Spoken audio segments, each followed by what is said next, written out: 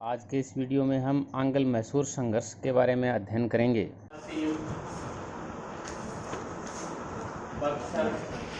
उसके बाद में आंग्ल मैसूर,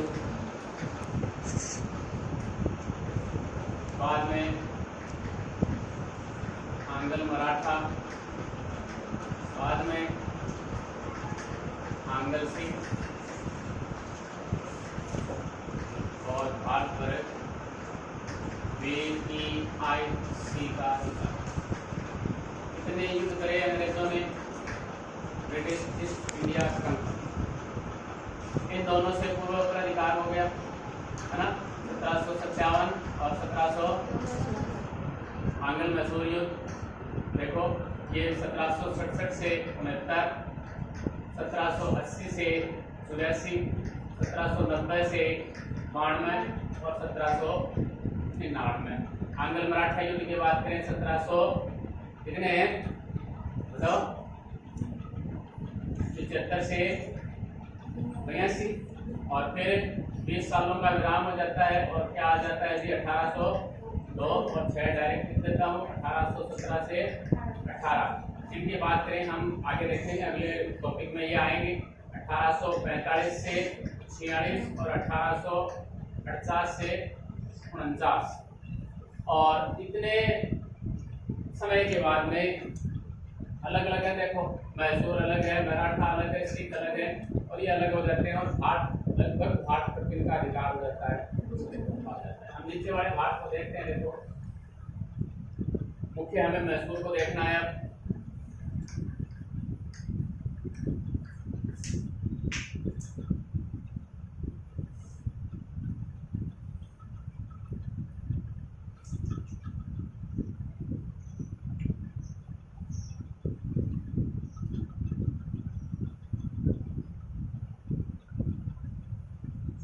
ये यहाँ पर मैसूर था, उसका स्थिति बता रहा हूँ आपको मैं। यहाँ ये क्षेत्र था क्या, आज का नहीं, उस समय की बात है जब हम मैसूर युद्धों की बात करेंगे। प्रथम आंग्ल मैसूर युद्ध और द्वितीय आंग्ल मैसूर के समय की बात है। और यहाँ पर देखो एक मद्रास, कांजीवरम और पांडिचेरी, ये इनके नियंत्रण में नहीं था, इनके कर्नाटक वालों के और पांडिचेरी ये अलग अलग के नियंत्रण में था। आपको पता है इनके बारे में। यहाँ पे बीच में ये गोवा आ जाता है। यहाँ पर देखो मंगलोर है और यहाँ है एक माहे। इन सभी का अपन नाम लेंगे, इसलिए मैं लिख रहा हूँ। और यहाँ पर है केरल के अंदर त्रावणकोर। उस समय त्रावणकोर था, केरल नहीं था यहाँ पर। ये है हैदराबाद के निजाम लिख देता हूँ मैं। और ये है फिर इधर ये पेशवा का इलाका है सब कुछ। यहाँ पर ये जो एरिया है ये उस समय हुआ करता था उत्तरी सरकार तक जो है, पढ़ते हैं मालाबार तट है, कोरोमंडल तट है ना, कनारा तट है, कोंकण तट है, ये जो तट है वैसे ही उत्तरी सरकार तट है। इस प्रकार की स्थिति थी आंग्ल मैसूर युद्धों के। आज आप देखते हो कि यहाँ आप कह सकते हो कि बुद्धि यहाँ तो आंध्र प्रदेश है, जैसे तमिलनाडु है, लेकिन नहीं था उस समय ये कर्नाटक था। ये मैसूर है, सभी तरफ से ये घिरा हुआ है। अब देखते हैं मैसूर के तरफ।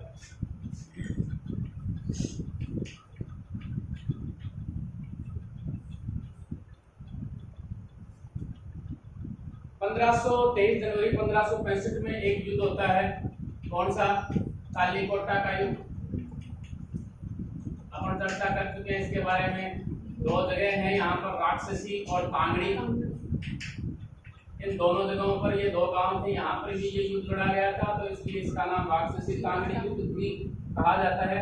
और इन्हीं के अवशेषों पर, यानी ये जो है विजयनगर साम्राज्य, इन्हीं के अवशेषों पर कालांतर में कौन से साम्राज्य की स्थापना होती है? मैसूर की। और यहाँ पर जो वंश शासन करता है वो है वाडियार या आडियार भी कहा गया है। आप कंफ्यूज मत होना, कोई से भी नाम आ सकते हैं, वाड भी आ सकता है, आ भी आ सकता है ना। वाडियार वंश या आडियार वंश। और यहाँ पर 1632 से 56 के बीच में नाम दिया गया है चिक्का कृष्णराज स्प्लित थे। ये यहाँ का राजा होता है, इससे पहले का कोई इतिहास दिया नहीं गया है। और ये जो कि अल्पवयस्क था, ठीक है, अल्पवयस्क था, तो इसकी शक्ति दो भाइयों के हाथ में थी, नंदराज और देवराज। ये सर्वाधिकारी था, इसके समय सर्वाधिकारी था ये, और ये था दलवाई। सर्वाधिकारी का मतलब है इसके पास वित्त और राजस्व पावर था, और वित्त और राजस्व पावर जिसके पास आ जाता है बचता क्या, कुछ नहीं बचता। और दलवाई का मतलब है सेनापति, यानी सेना इसके हाथ में थी। ठीक है, इतना ही है इनके बारे में, दोनों भाइयों के बारे में। और 1749 ईस्वी में हैदर अली जो हैं उनको इनके सैनिक जीवन की शुरुआत करने का मौका देते हैं। कौन? नंदराज। 1749 की बात है। इससे पहले हम जन्म की बात कर ले हैं कि जो हैदर अली है उसका जन्म कई जगह, तो देखो 1721, 1722 और बूंदी कोट में इनका जन्म होता है। इसके पिता थे फतेह मोहम्मद खान, पढ़े लिखे नहीं थे। कौन? हैदर अली। अपने पिता से विरासत में कुछ खास मिलता नहीं है, अभाव में ये रहते हैं। तो ये व्यक्ति था अनपढ़, पढ़ा लिखा नहीं था, लेकिन कहते हैं कि ये बढ़िया सैनिक था, एक बढ़िया सेनापति भी सिद्ध हुआ। जैसे ये सेनापति बढ़ेगा, ये एक कुशल प्रशासक था और कृतज्ञ विधायक। ये सभी गुण इसके अंदर कूट कूट के भरे थे, इसमें हैदर अली के अंदर। अब यहाँ से देखो, इसमें सैनिक जीवन की शुरुआत कर, इसके बाद में 1755 के अंदर अगली घटना हम 1755 में लेते हैं। यहाँ पर एक जगह है डिंडीगुल, अब तमिलनाडु में, लेकिन उस समय ये मैसूर में थी। और डिंडीगुल का इसे अध्यक्ष बना दिया जाता है उस समय 1755 के अंदर। और यहाँ पर ही ये फ्रांसीसियों की सहायता से शस्त्रागार की स्थापना करता है। देखो, जो मैसूर था हर प्रकार से संपन्न था।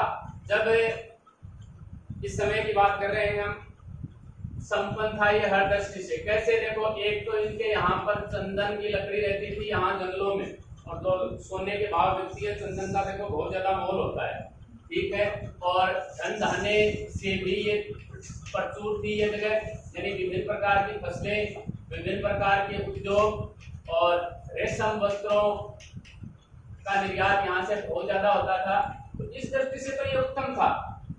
लेकिन दूसरी जो चीज है, सैनिकों की दृष्टि से, सैन्य प्रशासन की दृष्टि से ये अब तक उत्तम नहीं था।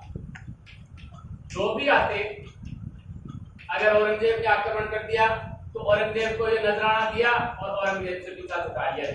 हमारा आपसे युद्ध करने की हिम्मत नहीं है हमारी, उनसे पीछा छुड़ा, नजराना दिया, पीछा छुड़ा लिया। और मराठे देखो इनके पास है, मराठे तो लगातार आक्रमण करेंगे। मराठे आए और उन्हें चोट दी, जाओगे। तो मतलब लड़ाई करने का इनका मकसद अब तक नहीं। लेकिन चूंकि ये जो व्यक्ति है ये दूरदर्शी था, दूरदर्शी जानते हो ना, दूर की सोच रखने वाला, दूर तक देखने वाला था ये हैदर अली। तो इसने यहाँ पर किसकी स्थापना की? इसलिए करी, किसकी सहायता से? फ्रांसीसियों की सहायता से, ठीक है। अब इसी समय देखो 1760 में मराठे इनके ऊपर आक्रमण कर देते हैं। इस समय तक ये सिर्फ बहुत बड़ी शक्ति नहीं है हैदर अली। 1760 में मराठे आक्रमण करते हैं तो दोनों जो भाई हैं नंदराज और जो देवराज हैं, इनको ये अपदस्थ कर देता है, क्योंकि मराठों का डर हो गया। और इनकी जो पहले की जो परंपरा चली आ रही थी उसके अनुसार तो क्यों नहीं देना है। लेकिन इस समय ये आक्रमण का सामना करने की हिम्मत जुटाते हैं ये, इसके कारण हैदर अली, और इस युद्ध में हार जाते हैं हैदर अली। लेकिन फिर 1761 के अंदर कौन सा युद्ध होता है? पानीपत का द्वितीय युद्ध। और ये युद्ध इसे अपनी शक्ति को संगठित करने का मौका देता है, यानी वापस हार गए लेकिन इस युद्ध ने इसकी आस है वो वापस से बंधा दी। और 1761 में ये यहाँ का सर्वा बन जाता है, यानी सर्वाधिकारी बन जाता है।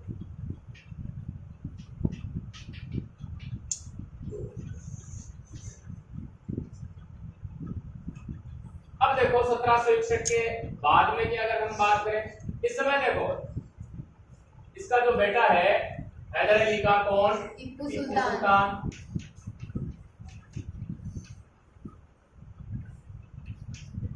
1750 ईस्वी में इसका भी जन्म हो जाता है। और देखो ये इस समय देखो संपन्न हो गया, तो इसे हर प्रकार की सुख सुविधा देता है। फिर ये जो इसके पास इसे नहीं मिली वो सब सुख सुविधाएं इसे मिलेंगी। और ये देखो कई भाषाओं का जानकार हो जाता है, अरबी है, फारसी है, उर्दू है, कन्नड़ है, कई भाषाओं का विद्वान हो जाता है। ये कहते हैं एक कुशल घुड़सवार भी था, तलवारबाज भी था, तीरंदाज भी था, हर गुण से संपन्न हो जाता है ये। और कहते हैं कि ये दोनों बाप बेटे ही योग्य थे, लेकिन कई लोग कहते हैं कि जी हैदर अली साम्राज्य को स्थापित करने के लिए पैदा हुआ था और टीपू सुल्तान उसे छोड़ने के लिए पैदा हुआ। अब देखो ये जो व्यक्ति है हैदर अली, ये भी घुड़शाला में ही प्रवेश लेता है सबसे पहले, यानी घोड़ों को नलाना है, दुलाना है, उनको बांधना है। और यहाँ से देखो घुड़शाला से ये कहाँ तक पहुंच जाता है। इसके बाद में 1764 में देखो ये युद्ध हो जाता है। 1764 में जब बक्सर का युद्ध हो जाता है तो ये समझते हैं कि हो न हो अगली बारी अपनी हो, क्योंकि देखो मद्रास है, मद्रास से यहाँ मैसूर दूर नहीं है ना।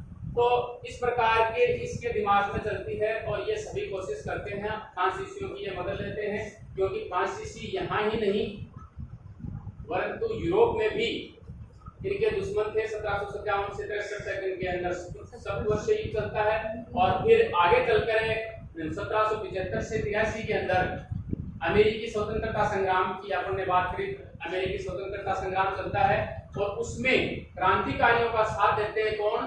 फ्रांसिस, है ना। तो वो समय भी है, यानी लगातार ये एक दूसरे के विरुद्ध रहते हैं। मतलब फ्रांसीसियों से सहायता ले ली तो दुश्मनी हो गई मैसूर वालों की, इनसे अंग्रेज ये सहन नहीं कर पाए। तो हम चलते हैं प्रथम आंग्ल मैसूर युद्ध में। इस समय की आपने स्थिति देख ली, क्या स्थिति है? समय अपन ने देख लिया है ना, 67 से 69। अब देखो इस समय क्या होता है, इनके कारण है कि एक तो फ्रांसीसी तो देखो अंग्रेजों को कांटे की तरह चुभते हैं, तो फ्रांसीसी सहायता इस युद्ध का कारण हो जाती है कि हैदर अली ने फ्रांसीसियों की सहायता की। और दूसरा कर्नाटक है वो हमेशा इनका शत्रु रहता है, इनका हैदर अली का। और कर्नाटक हमेशा मित्र रहेगा किसका? अंग्रेजों का हमेशा मित्र रहता है। और एक नीचे जो मालाबार तट है इस पर भी ये मालाबार के कुछ भूभाग पर ये अधिकार कर लेता है। कौन? हैदर अली। और मालाबार है वो भी दोस्त था किसका? अंग्रेजों का। तो ये कारण रहते हैं प्रथम आंग्ल मैसूर युद्ध।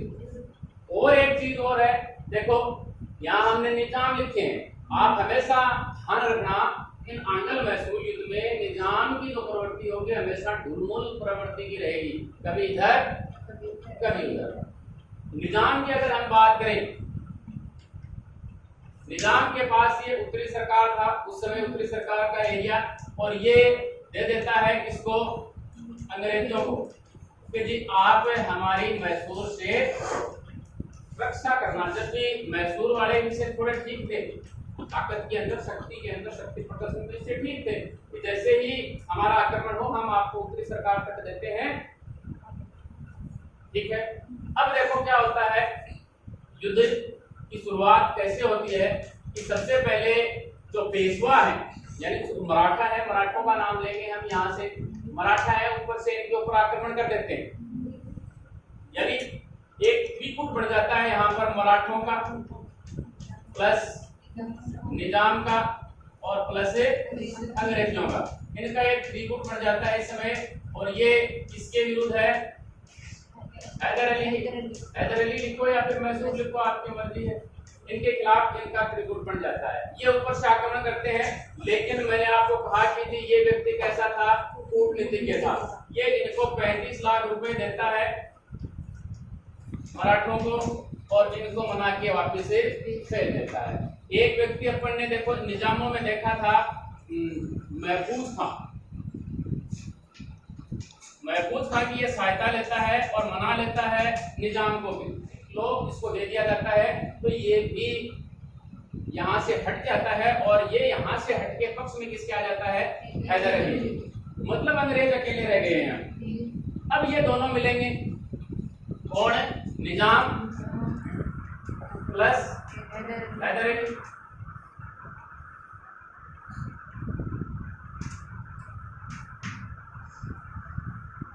और ये युद्ध लड़ते हैं चारा मागर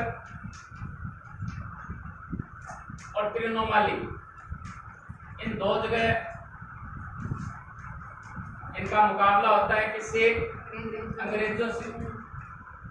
और वैसे कई जगह इस जगह का नाम दिया गया है त्रिनोमाली संगम।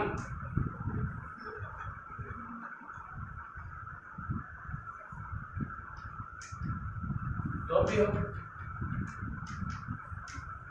और जो व्यक्ति अंग्रेज था वो अंग्रेज था इस समय जोसेफ स्मिथ,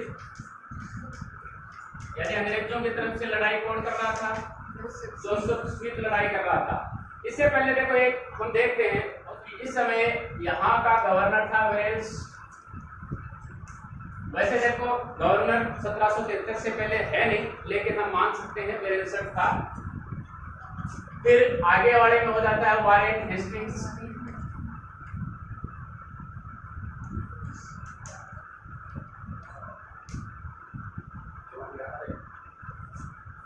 फिर यहां पर आ जाता है कार्नवालिस और यहां आ जाएगा विलेज।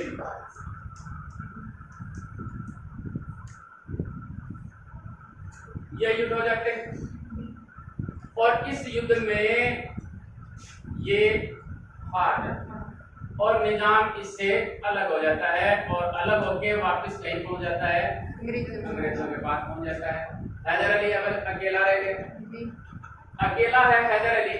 और इस समय देखो एक तरफ से तो ये व्यक्ति है इधर से मद्रास से, दूसरी तरफ है जो बंबई है, यानी बंबई से इस समय आता है कर्नल वुड।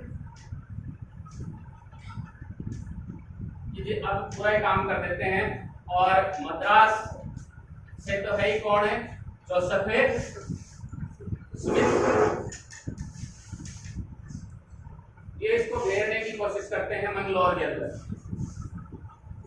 इनको हराता है ये इन सभी को, और हराते हुए ये इनको कहाँ ले जाता है जी?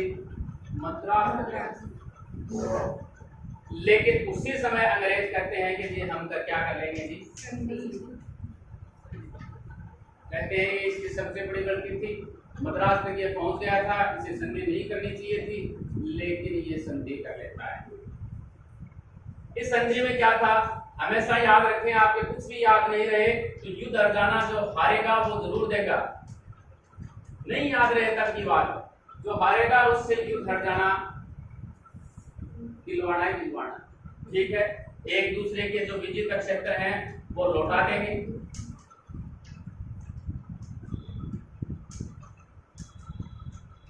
ठीक है, और अगर कहीं भी बाह्य आक्रमण होता है, यानी बाहरी कोई भी व्यक्ति आक्रमण करता है चाहे कोई भी है, तो क्या करेंगे जी? एक दूसरे का सहयोग करेंगे।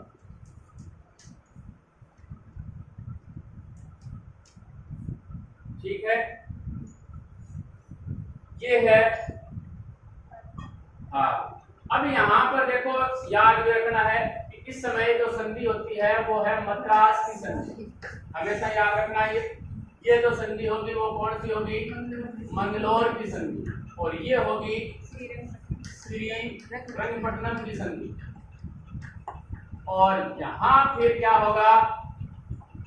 मैसूर के साथ में 1799 में सहायक संधि,